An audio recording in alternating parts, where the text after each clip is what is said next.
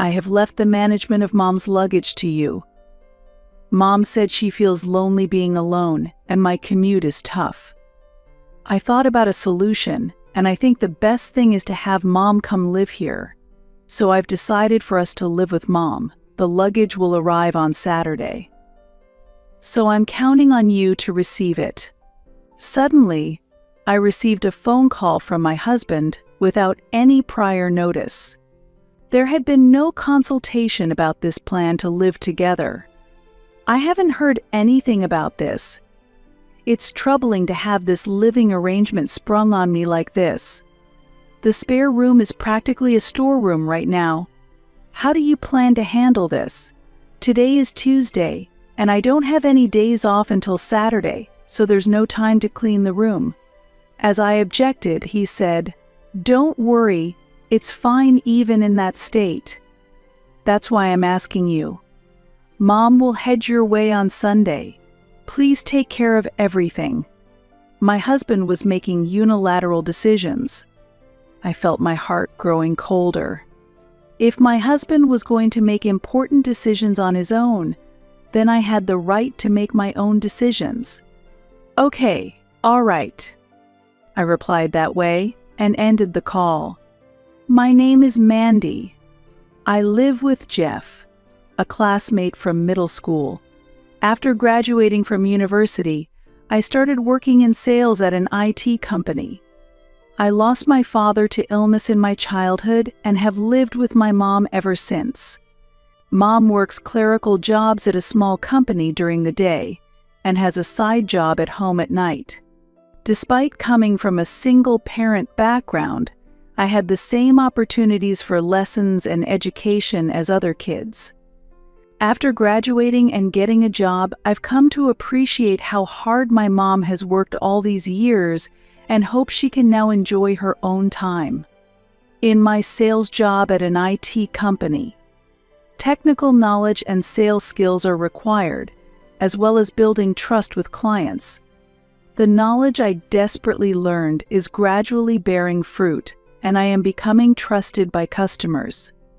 Currently, I am consistently among the top performers in sales. Since performance directly affects salary, I also feel a sense of accomplishment in my work. There are days so busy I hardly have time for lunch, but the effort ties directly to results, keeping me motivated. Reuniting with my husband was just a moment in my busy daily life. That afternoon, as I had a client visit planned, I was enjoying a cafe au lait in the park. As I watched children play and sat on a bench, enjoying a peaceful moment, someone suddenly addressed me. "Excuse me, are you Mandy?" "I'm sorry if I'm mistaken." He spoke as if he knew me, but I couldn't recall immediately. "Yes, that's me." Worried that not remembering his name might be rude, I answered vaguely, "You really haven't changed at all." A man in a delivery company uniform began a familiar conversation. "It's me. We were classmates in middle school. Don't you remember? I transferred schools, but I'm Jeff." Jeff.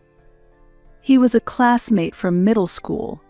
Jeff, the one who transferred. He always brightened up the class, being so good at sports and a central figure. "Jeff, it's really been a while. I didn't recognize you at all. You're still as spaced out as ever, Mandy." His unchanged expression brought back old memories. Glancing at the clock, I saw that the time for my client appointment was approaching. "Oh, sorry, I have to go now. I have work." As I started to leave, he stopped me and said, "Mandy, if you're okay with it, give me your contact.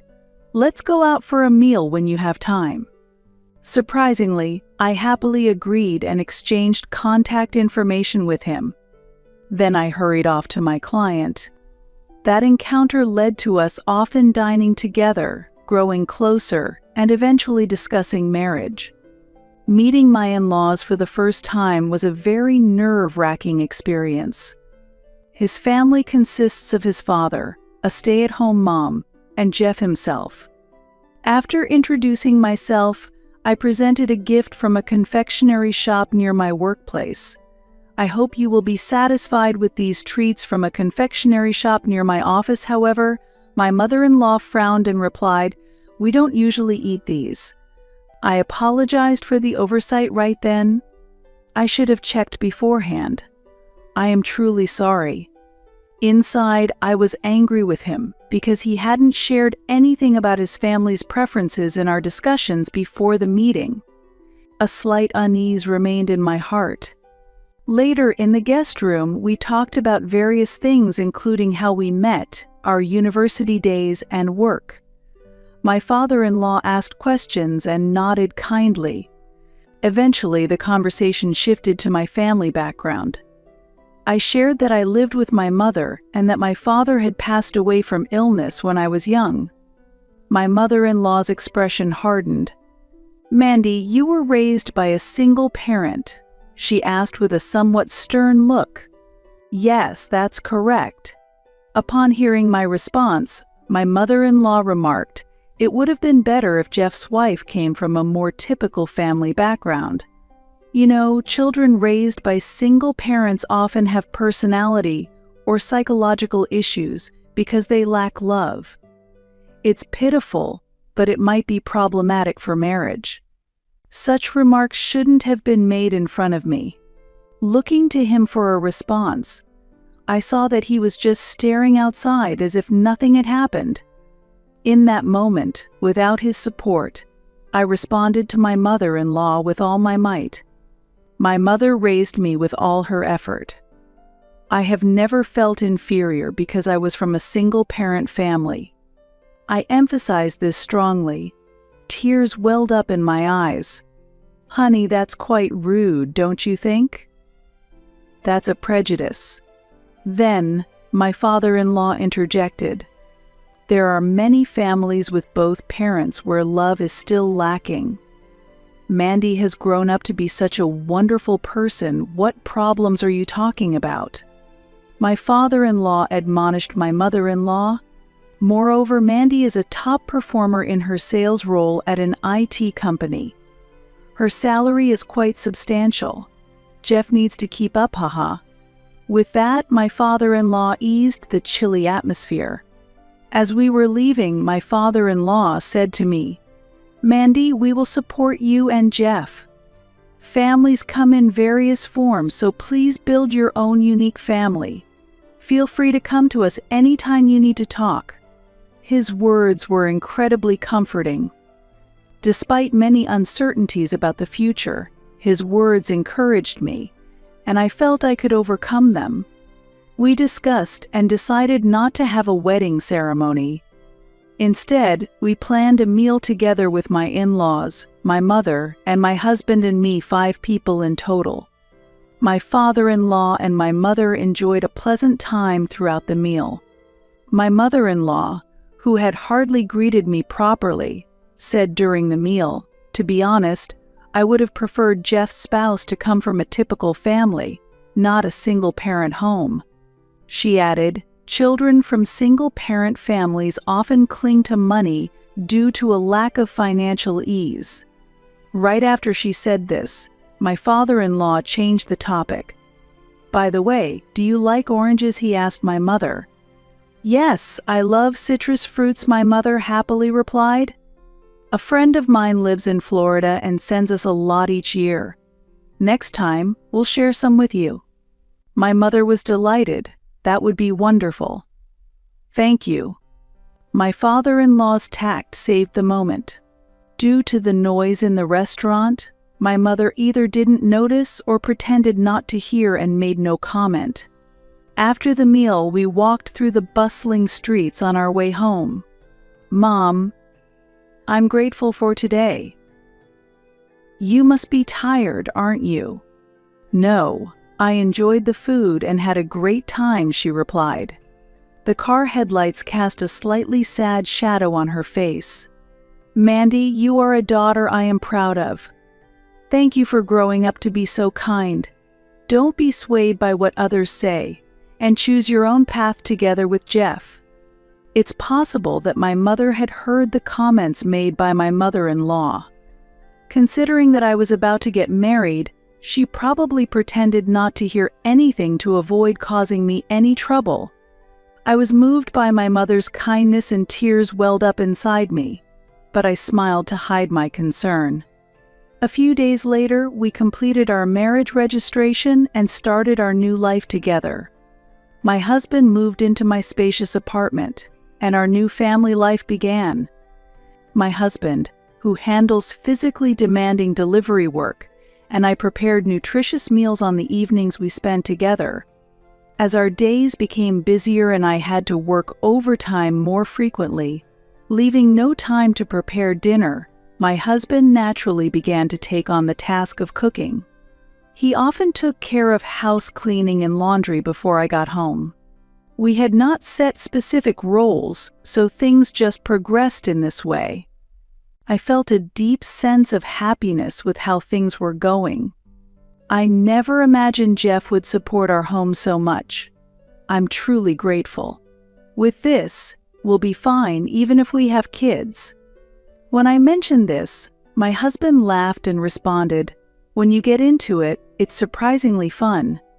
Maybe it's about time I start learning about child rearing too." His reliable attitude gave me a sense of security. I felt this was the life we were building together, remembering my father-in-law's words. On weekends, my husband often went to his parents' home for meals because it makes my mother happy, and he would ask me to arrange the ingredients. These included luxury items like high-grade beef and lobster from a popular shop. Visiting my husband's family was somewhat stressful for me, mostly because of my mother-in-law's complaints. She often complained about our daily lives. "Is it true that Jeff is handling the cooking? Didn't you learn respect for your husband from your mother? Jeff does the laundry too? Even underwear? Don't you know any common sense because you were raised by a single parent? Do you need that much money?" She would say harshly. However, every time, my father-in-law stood up for me. "Wait a minute. That's not the right way to say things. You might not understand because you haven't worked, but working is stressful and requires a lot of mental energy. Especially in the IT industry, where there's always a demand for new technologies and products. Mandy is working hard. Thanks to her, we get to eat delicious meat, right? It wouldn't work so well with just Jeff, haha." This always lightened the mood. When I got home, my heart would be at ease. But that day was unexpected. As I was preparing to go to work as usual, we received the sudden news of my father-in-law's passing. Upon hearing the news, my husband went pale and was at a loss for words. I couldn't accept the reality immediately, and my mind went blank. It pained me that I couldn't repay my father-in-law's kindness before he passed away so suddenly. Thinking that I wouldn't see his smile anymore, tears involuntarily started to flow. After the funeral, concerned about my mother-in-law living alone, my husband began visiting his family home more frequently than before. I also accompanied him at times, but the frequent criticisms that you lack discernment because you were raised by a single parent and you can't even do this simple thing because you were raised by a single parent gradually made it harder for me to visit. On the other hand, my husband started going directly from work to his parents' house more often, and he began not coming home at night. On the rare occasions he did come home, I hadn't prepared a meal because there was no prior notice. Perhaps influenced by his mother's words, I began to receive unfair criticism like, "You don't even have a meal ready when I come home." Is this because you were raised by a single parent? I finally understand what Mom meant. Eventually, my husband hardly ever came home. The drive between his workplace and his parents' home is about 2 hours. While I understand his concern for his mother, the long hours of driving after work and early morning commutes made me worry about his health. Before I knew it, I hadn't seen my husband in a month. Then one day, when I returned home after a long time, I received a call from my husband. "Mandy, how are you?" "I'm fine." "Rather, Jeff, aren't you the one who's tired?" His voice was as lively as ever, despite not having heard it in a long time. To be honest, I'm tired of the recent lifestyle. "Do you have any plans this Saturday?" "Saturday?" "No, I don't have anything planned." Suddenly, I optimistically thought about going somewhere since it had been a while. "I have left the management of Mom's luggage to you. Mom feels lonely living alone, and my commute is tough. I thought about a solution, and I think the best option is to have Mom move over.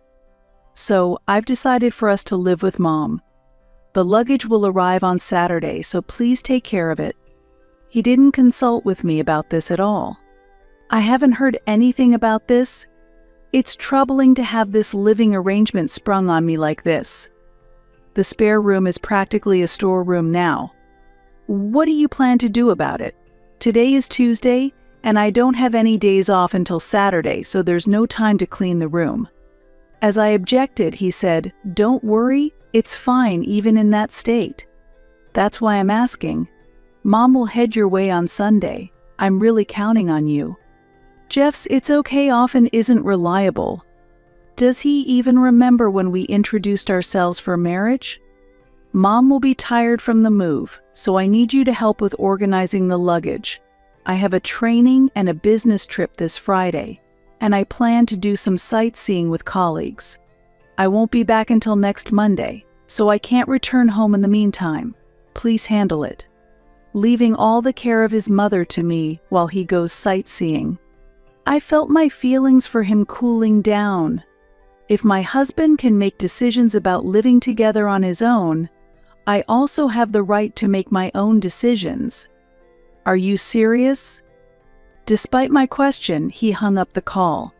Then, on the day the mother-in-law's luggage was to arrive, the doorbell rang and the delivery man asked, "Is this the right place for the luggage delivery? How much is there?" As the delivery man checked the manifest, he answered, "It seems to be a variety of sizes, but there are a total of 100 items. 100 items. That seems a bit much, but whatever. It's fine. Just leave it anywhere." I had 2 delivery workers handle the 100 boxes, and then I left the apartment. While I was out walking, I received a call from my husband. "Mandy, has Mom's luggage arrived?" "Yes, there are 100 pieces. They're already in the room." The situation was extremely frustrating. It's always about his mother. He's a true mommy's boy. 100 pieces? That's too much luggage. Please handle the unpacking. Make sure everything is relaxing for when Mom arrives. Why should I have to do it? Actually, Jeff, I've moved out. What? It seemed he didn't understand. So, I can't do the unpacking. What? What about Mom? An elderly person can't unpack alone. Is that kind of selfishness allowed just because you were raised by a single parent? There it was again, the single parent comment. I couldn't stand his condescending attitude. Jeff, you were the one who unilaterally decided about your mom moving. That's why I moved on my own too. I no longer wanted to be with this family. Also, about your mom's luggage, I don't think it needs to be unpacked. What do you mean? There was panic in his voice. I've terminated the apartment lease at the end of this month, so moving is inevitable. Can your salary even cover the rent? Let's calm down and talk. What exactly is going on? My actions after making the decision were surprisingly quick. I ended the call with my husband on Tuesday, immediately called my mother to explain the situation, and the next day, I contacted several moving companies online for quotes and took short-term leave from work. The company with the best terms responded quickly, provided the necessary boxes, and I signed up for their service right away. The moving day was set for the following Thursday afternoon during the off-season. I started packing immediately, discarding unnecessary items from the room I had lived in for years. I packed all night and, after a short rest, resumed work at dawn. I managed to finish everything by the morning of the moving day. The rest of the work was left to the movers. The next day, I contacted the real estate office to complete the apartment vacating process. When I explained these past few days' actions to my husband, he was so shocked that he couldn't say anything. I seized the opportunity to continue speaking. Actually, I'm on my way back to my parents' house. The only things left in the apartment are your personal belongings you brought at the time of our marriage and the 100 boxes. The newly arrived boxes haven't even been opened yet. So they can be returned as they are. I can no longer tolerate your excessive dependency on your mother. If you think a woman raised by a single parent is unsuitable as a wife, let's divorce as you wish. Please contact me through a lawyer for future matters. I'm about to board the train. So goodbye. My husband was shouting something on the other end of the phone, but I didn't care and ended the call. When I safely arrived at my parents' house, my mother welcomed me warmly. The next day, while enjoying a late breakfast with my mother, the doorbell rang. With a sense of dread, I answered it, and my husband pleaded, "Mandy, it was us who were wrong. Please hear us out." My husband continued knocking on the door forcefully. Not wanting to cause a disturbance in the neighborhood, I reluctantly opened the door, and there stood my husband and mother-in-law, who immediately began to apologize profusely. "Mandy, we apologize for our actions. We didn't intend to make you suggest divorce. We humbly ask you to please reconsider." Both my husband and mother-in-law apologized as sincerely as they could. "Mandy, if you leave, it's the end for us. Please reconsider." Even with their pleas, I looked down on them coldly and declared, "It's too late. No matter how much you apologize, the hurt I felt won't heal. I've suffered from being labeled as someone raised by a single parent. You're just worried about losing my income because your own is too low, aren't you? I want nothing more to do with you two. Now, leave." They were frozen by my resolute words. "If you continue to stay here, I'll have to call the police." They left in haste, fearing the police. Our divorce was finalized swiftly after that. According to my lawyer, my ex-husband made an inadvertent slip of the tongue during a training session at work, which caused a significant rift with his supervisor and ultimately led to his job loss. His continued inappropriate comments about his boss's family background directly caused his dismissal. He was very reluctant about the divorce while unemployed, but when I hinted at paying compensation, he grudgingly agreed. Meanwhile, my former mother-in-law is determined to find a proper family girl for her son, despite him being unemployed and desiring to live with his mother. Realistically, few women find an unemployed man living with his mother appealing. Currently, they live near my former in-law's house, and the story of our divorce has spread in the neighborhood, causing them to lead a low-profile life due to the shame. During this time, I've been living with my mother, focusing on my work. The incident caused a lot of worry for her, so I intend to support her fully from now on. Another very important person to me is my late father-in-law. On the anniversary of his death, I visit his grave with coffee, his favorite drink during his lifetime. The grave is always unkempt, clearly neglected by my ex-husband and his family. They probably can't manage even that due to their hectic lives. In such circumstances, I carefully clean the grave, offer the coffee, and pray quietly.